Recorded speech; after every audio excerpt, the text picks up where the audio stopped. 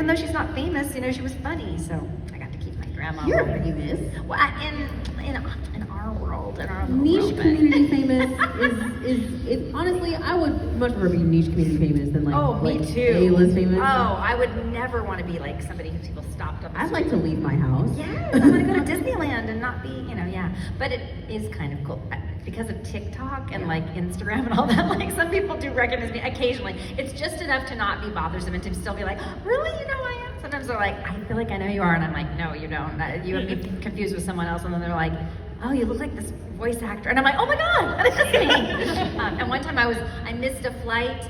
And, I didn't miss a flight. We sat on the plane way too long, and then it made it to where we couldn't fly to where we were going because there was some sort of noise ordinance. This is a long, boring story, but we were all in that miserable line you get into to get rebooked on another thing, and we're all standing there. And then I get up there, and the lady's like, okay, oh my God, are you? And I was thinking, no. And then she was like, read aloud. And I was like, yes, I am, that's me.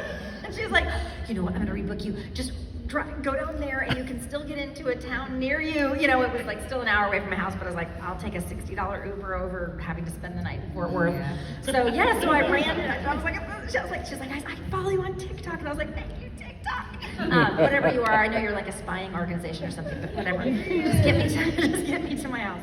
Anyway, so it is kind of fun and it doesn't hardly ever happen, but every now and again. Every now and then. Yeah.